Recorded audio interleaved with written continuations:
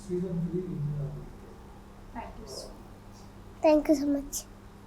First season 3 winner ಎಲ್ಲ ಶುರು winner ನೀವೇನು ಅನೌನ್ಸ್ ಮಾಡಿದಾಗ ಮೂಮೆಂಟ್ ಇರ್ತದೆ ಯಾಕಂದ್ರೆ ನಾನು ಸ್ಟಾರ್ಟಿಂಗು ಆ ವಿನ್ನಿಂಗ್ ಮೂಮೆಂಟಲ್ಲೇ ಹೇಳಿದ್ದೆ. ನಾನು ನಾನು ವಿನ್ ಆಗ್ತೀನಿ ಅಂತ ಖಂಡಿತ ಅಂದ್ಕೊಂಡಿರಲಿಲ್ಲ. ಯಾಕಂದರೆ ಸೀಸನ್ 3 ಸ್ಟಾರ್ಟ್ ಆದಾಗ ಸೆಕೆಂಡ್ ಎಪಿಸೋಡಲ್ಲೇ ನಾನು ಮೋಸ್ಟ್ಲಿ ಇನ್ನೊಂದು 2 ವಾರ ಇರ್ತೀನಿ ಅನಿಸುತ್ತೆ, ಆಮೇಲೆ ಮನೆಗೆ ಹೋಗ್ತೀನಿ, ಹೆಂಗಿದ್ರು ಎಲಿಮಿನೇಟ್ ಮಾಡಿ ಅಂತ ನಾನು ಅಂದ್ಕೊಂಡಿದ್ದೆ.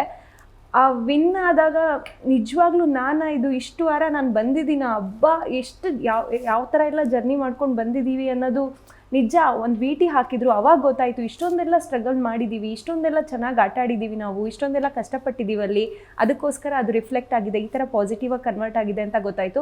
ಆ ವಿನ್ನಿಂಗ್ ಮೂಮೆಂಟ್ ನಿಜ ಕಣ್ಣಲ್ಲೆಲ್ಲ ತುಂಬ ನೀರೇ ಬಂದ್ಬಿಡ್ತು. ಯಾಕಂದರೆ ಅಷ್ಟು ಎಮೋಷ್ನಲ್ ಪರ್ಸನ್ ನಾನು. ಅದನ್ನು ಕೇಳಿದಾಗ ವಿನ್ನರ್ ಅಂತ ಹೇಳಿದಾಗ ಸೀರಿಯಸ್ಲಿ ತುಂಬ ಅಂದರೆ ತುಂಬ ಖುಷಿ ಆಯಿತು, ಅಳುನೇ ಬಂದ್ಬಿಡ್ತು ನನಗಂತೂ. ಚೆನ್ನಾಗಿತ್ತು. ಖುಷಿ ಆಯಿತಾ? ಏನೇನು ಟಾಸ್ಕ್ ಮಾಡಿ ಹೆಂಗೆಲ್ಲ ಮಾಡಿದ್ದೆ ನೀನು? ನಾವು ಟಾಸ್ಕೇ ಆಗ್ತೀವಿ. ನಾನು ಸರ್ಫೆಕ್ಸಲ್ಲಿ ಆಡಿದ್ದು ನನಗೆ ತುಂಬ ಖುಷಿ ಆಯಿತು. ಹಾಗೆ ವಿನ್ನರ್ದು ತುಂಬ ಖುಷಿ ಆಯಿತು. ನಾನು ಫಸ್ಟ್ ಎಕ್ಸ್ಪೆಕ್ಟ್ ಮಾಡಿದ್ದು ನಾನೇ ಅಲ್ಲ ಅಂದ್ಕೊಂಡೆ. ಆಮೇಲೆ ನಾನು ಅಂದ್ಕೊಂಡು ಮಾಡಿದ್ದು ತುಂಬ ಖುಷಿ ಆಯಿತು. ಸೊ ನನಗೆ ಖುಷಿ ಆಯಿತು.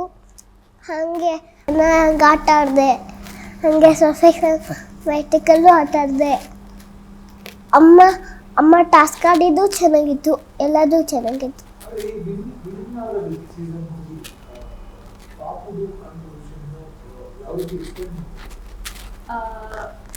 ಕೆಲವೊಂದು ಟಾಸ್ಕ್ ಅಂತ ಬಂದಾಗ ನಮ್ಮ ಕಾಂಟ್ರಿಬ್ಯೂಷನ್ ಇರ್ತಿತ್ತು.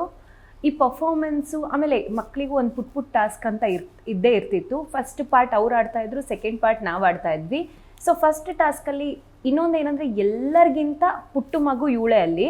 ಸೊ ಇವಳಿಗೆ ಕೆಲವೊಂದು ಅರ್ಥ ಆಗ್ತಿತ್ತು, ಬೇಗ ಮಾಡೋಕ್ಕೆ ಅಂದರೆ ಫಸ್ಟ್ ಒಂದೊಂದು ಸಲ ಗೊತ್ತಾಗ್ತಿರ್ಲಿಲ್ಲ, ಒಂದೊಂದು ಸಲ ಗೊತ್ತಾಗ್ತಿತ್ತು ನನಗೆ.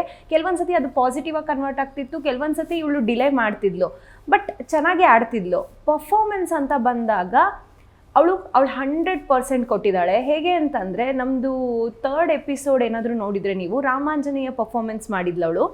ರಾಮಾಂಜನೇಯ ಅಂದರೆ half part Anjaneya, half part Rama, ನಾನು half part Sita, half part Ravana ಮಾಡಿದ್ವಿ.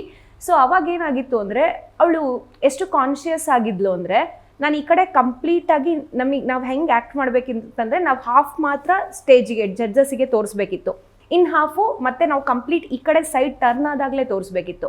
ಅದನ್ನು ಅವಳು ಎಷ್ಟು ಚೆನ್ನಾಗಿ ಕ್ಯಾರಿ ಮಾಡಿದ್ಲು ಅಂದರೆ ಈವನ್ ಆ ಜಡ್ಜಸ್ ಕೂಡ ಸ್ಟೇಜ್ ಮೇಲೆ ಬಂದು ತುಂಬ ಅಪ್ರಿಷಿಯೇಟ್ ಮಾಡಿದರು ನಮ್ಮ ಆ್ಯಕ್ಟ್ನ. ಸೊ ಅಲ್ಲಿ ಕೊರಿಯೋಗ್ರಾಫರ್ಸ್ ಎಲ್ಲರಿಗೂ ಕರೆದುಬಿಟ್ಟು ಅಪ್ರಿಷಿಯೇಟ್ ಮಾಡಿದರು. ಸೊ ಆ ಆ್ಯಕ್ಟಲ್ಲಿ ಗೊತ್ತಾಯಿತು ಅವಳು ಖಂಡಿತ ಪರ್ಫಾರ್ಮ್ ಮಾಡ್ತಾಳೆ ಅಂತ.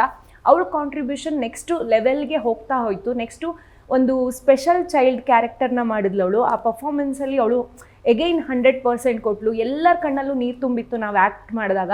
ಸೊ ಪರ್ಫಾರ್ಮೆನ್ಸ್ ಅಂತ ಬಂದಾಗ ಅವಳು 100% ಕೊಟ್ಬಿಟ್ಟು ಮಾಡಿದ್ದಾಳೆ. ಅವಳ ಕಾಂಟ್ರಿಬ್ಯೂಷನ್ ಕಂಪ್ಲೀಟ್ ಆಗಿತ್ತು ಅದರಲ್ಲಿ.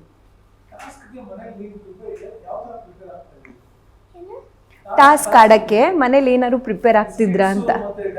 ಸ್ಕಿಟ್ಸ್ ಅಂದರೆ ಪರ್ಫಾರ್ಮೆನ್ಸ್ ಮಾಡೋಕ್ಕೆ ಹೆಂಗೆ ಪ್ರಿಪೇರ್ ಆಗ್ತಿದ್ವಿ ನಾವು ಮನೇಲಿ? ಫಸ್ಟು ಟಾಸ್ಕ್ ಅಂತ ಬಂದಾಗ ಒಂದು ಟಾಸ್ಕು ನಮ್ಮ ಅಮ್ಮನ ರಾತ್ರಿ ಕಟ್ಬಿಟ್ಟು ಮಾಡಿಸಿದ್ರು, ನನ್ನನ್ನು ಕಟ್ದಿರ್ಲಿಲ್ಲ. ನಾನು ಅವಾಗ ಮಲಗಿದ್ದೆ.